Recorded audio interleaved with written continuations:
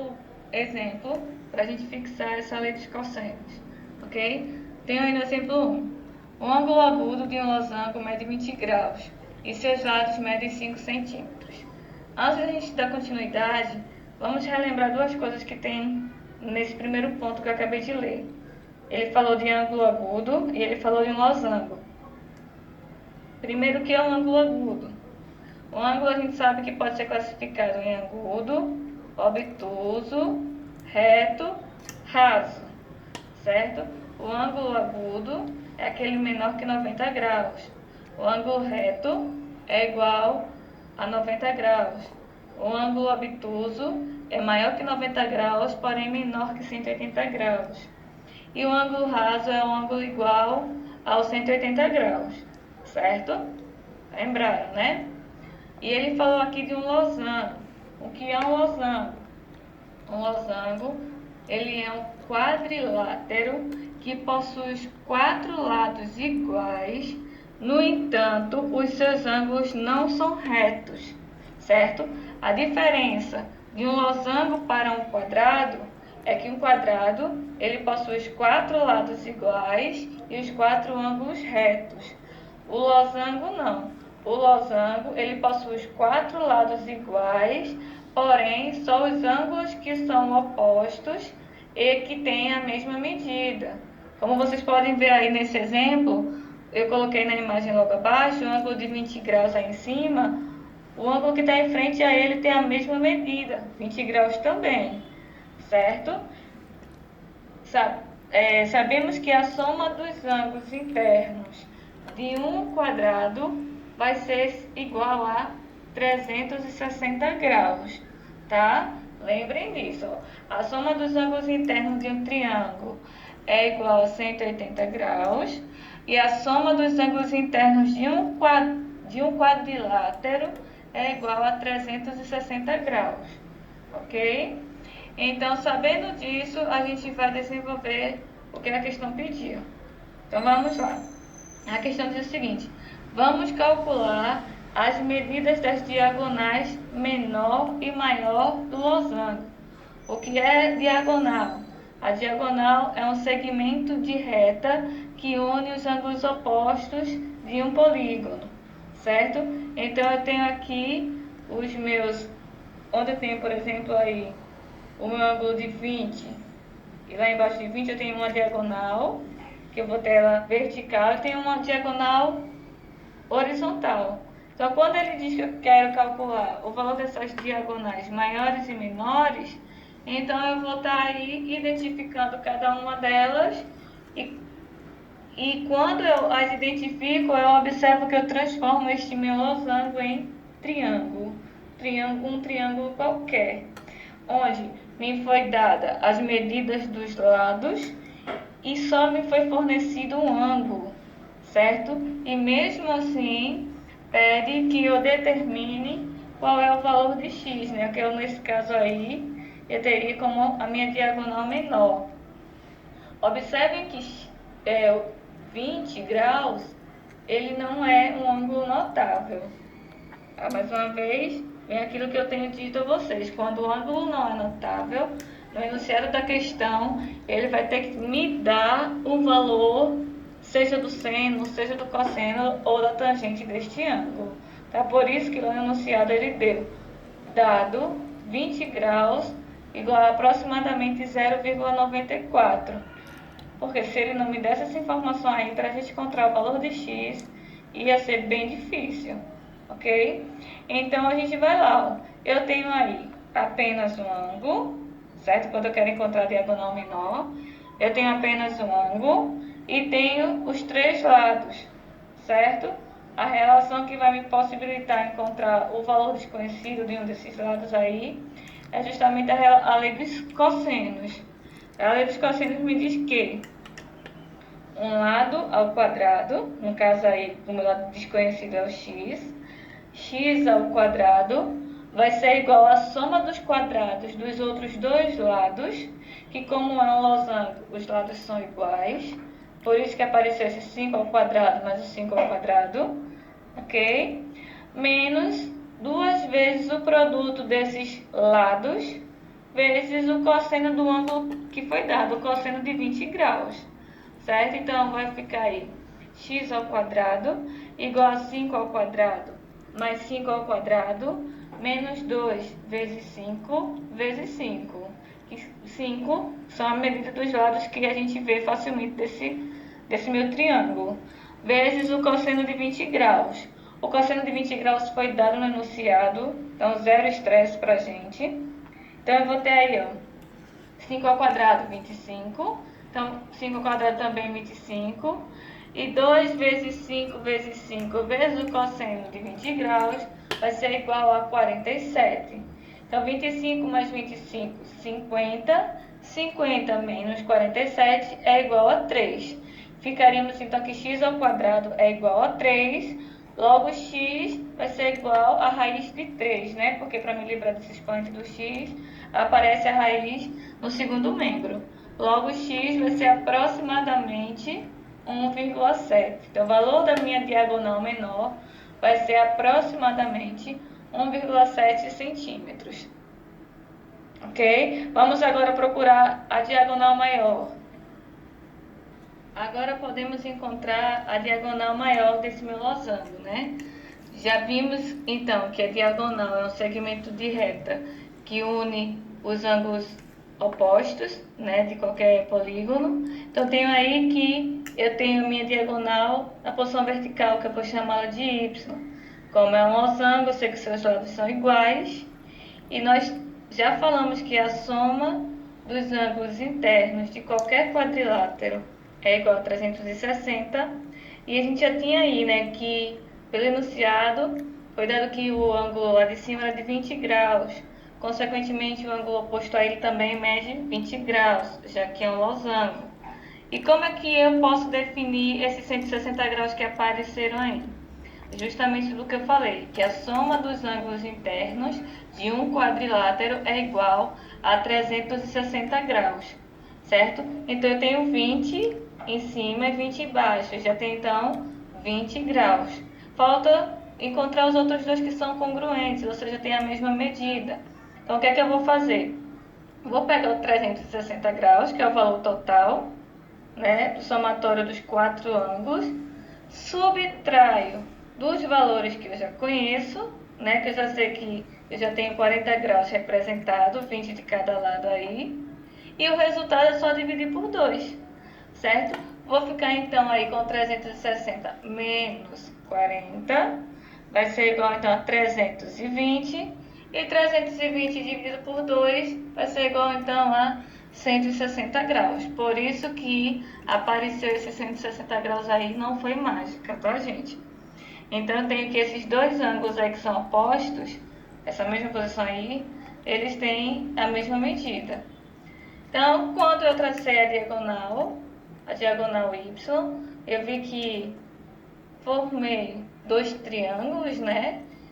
Então, observo que não é um triângulo retângulo. Observo que eu tenho a presença de um ângulo e tenho os três lados desse triângulo. Posso, então, recorrer à lei dos cossenos para definir, então, esse valor desconhecido que é o y. Pela lei dos cossenos, eu tenho que um lado ao quadrado vai ser igual à soma dos quadrados dos outros dois lados, menos duas vezes o produto desses dois lados pelo cosseno do ângulo oposto ao lado que eu estou procurando. O lado que eu estou procurando aí é o y, né? Consequentemente, vou colocar o y ao quadrado. Teremos então y ao quadrado igual a 5 ao quadrado mais 5 ao quadrado menos 2 vezes 5 vezes 5, que são os outros dois lados, vezes o cosseno de 160 graus. Eita, quem é o cosseno de 160 graus? 160 graus eu sei que é o arco que está lá no segundo quadrante. No segundo quadrante, o cosseno de qualquer arco ele é negativo. Lembram desse detalhezinho? Certo. Só que só por essa informação não seria suficiente para a gente para determinar quem seria o cosseno de 160.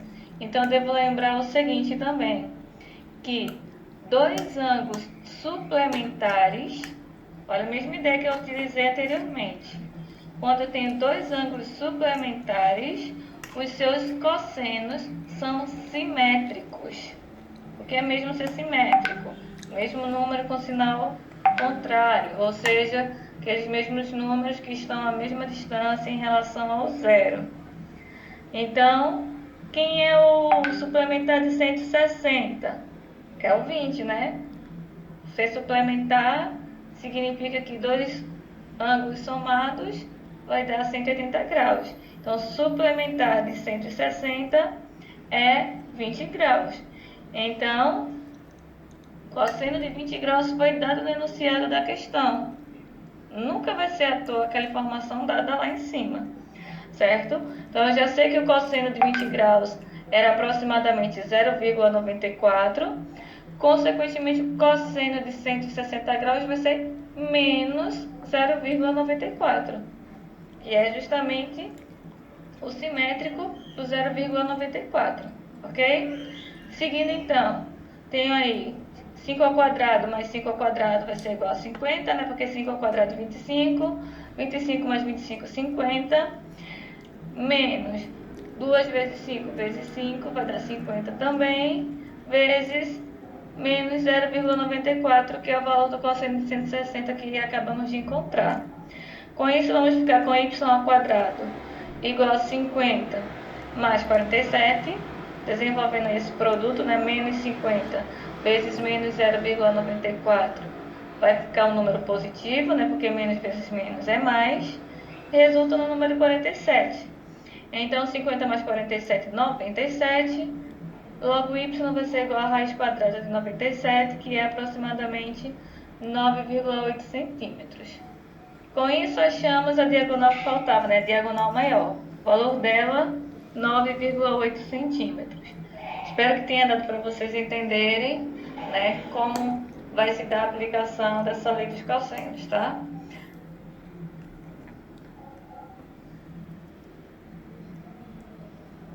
Então, para o exemplo 2. No exemplo 2, nós temos aí um triângulo ABC e a questão pede que a gente determine o valor do cosseno de alfa. No enunciado, traz as medidas dos lados desse triângulo. Vemos que o lado AB é igual ao lado AC, consequentemente, esse triângulo ele é isósceles, certo? E o lado BC, que é o lado que justamente está oposto ao ângulo dado, ele mede 4, certo? Com isso, a gente observa que foram fornecidos as medidas dos lados e apenas um de seus ângulos, né? Então, a gente observa que vamos estar utilizando aí para a resolução dessa questão a lei dos cossenos. Então, como saber quando é que vamos usar a lei dos senos e quando utilizar a lei dos cossenos, professora? É bem simples. Para a lei dos senos, eu preciso ter no mínimo o quê? 2 ângulos, certo? Porque não é uma proporção, eu tenho que fazer uma razão do lado com o seno do ângulo oposto àquele lado. Então, eu vou precisar de, no mínimo, ter a informação do triângulo dos 2 ângulos. Se eu tenho um triângulo que aparece apenas um ângulo, então eu sei que eu vou precisar utilizar a lei dos cossenos, certo? Então, a lei dos cossenos é igual a quê? Um lado ao quadrado, né? Ela se utiliza um pouco da ideia do teorema de Pitágoras. Então, tem que um lado ao quadrado é igual à soma dos quadrados dos outros 2 lados, menos 2 vezes o produto desses 2 lados, pelo cosseno do ângulo formado, que é oposto ao lado que eu coloquei lá fora, né, na minha igualdade, antes da minha igualdade, certo? Então, resolvendo aí esse meu problema, temos aí o alfa, ele está oposto ao lado BC, e o lado BC ele mede exatamente 4. Com isso, o que vai ser elevado ao quadrado vai ser o 4. Então, o lado elevado ao quadrado, né, corrigindo, é o 4. Então, aplicando aí a lei dos cossenos, temos que 4 ao quadrado é igual a 3 ao quadrado mais 3 ao quadrado. Essas informações aí foram dadas lá no enunciado, certo? Menos 2 vezes, que é da fórmula ainda, o produto da medida desses dois lados. Então, 3 vezes 3, vezes o cosseno do ângulo. O ângulo eu não sei quanto vale, então vai ser vezes o cosseno de alfa. Resolvendo essas potências, temos então que 4 ao quadrado é 16, 3 ao quadrado é 9, e 9 mais 9 é igual a 18, certo? Menos 2 vezes 3 vezes 3, que vai ser igual a 18 também, mas esse 18 de agora multiplica o cosseno do alfa, que é o meu valor desconhecido até então. Vou então isolar o cosseno de alfa, né? Ou seja, esse 18 está sobrando perto dele. Vou passar para o outro membro, né? Deixando o item que contém o cosseno de alfa sozinho. Isolando então, levando simplesmente 18 para o primeiro membro. Ele que estava positivo vai para o primeiro membro negativo. Ficaremos então com 16 menos 18 igual a menos 18 vezes cosseno de alfa. 16 menos 18 é igual a menos 2, certo? Que esse menos 2 que apareceu aí. Que vai ser igual a menos 18 cosseno de alfa. Como o cosseno de alfa que eu quero encontrar está negativo, a gente vai e multiplica toda a equação pelo menos 1, para tornar este termo positivo. Com isso, isolando o alfa, eu não quero 18 cosseno de alfa, eu quero só o cosseno de alfa. Esse 18 que está multiplicando vai para o outro membro dividindo. Ficamos então com o cosseno de alfa igual a 2 sobre 18. Simplificando essa fração, temos que 2 sobre 18 é divisível por 2, que vai ser igual então a 1 sobre 9. Portanto, o cosseno de alfa é igual a 1 sobre 9. Mas, professora, eu preciso determinar quem é alfa? Não, a questão ela não pede isso, certo? A questão pede apenas o valor do cosseno de alfa. Se fosse para pedir qual seria o valor de alfa, nós teríamos que estar de posse da tábua trigonométrica, ou pelo menos a calculadora científica, para a gente poder ir na calculadora científica tentar por aproximação, tá bom? Mas para esse tipo de questão, geralmente seria fornecida a tabela trigonométrica para que a gente pudesse consultar e assim definir quem seria esse ângulo cujo cosseno é igual a 1 sobre 9. Tá bom, gente? Espero que tenha dado para entender. Em seguida, vem os exercícios sobre a lei dos cossenos. Mais uma vez, reforço, tentem fazê-lo seguindo os modelos, tá? Na próxima terça, eu vou estar comentando essas questões, né? Daí vocês vão ver as questões que vocês acertaram ou não, tá bom? Bons estudos aí, qualquer dúvida é só chamar lá no WhatsApp, no grupo, no individual, tanto faz. Beijos no coração, bom final de semana para vocês.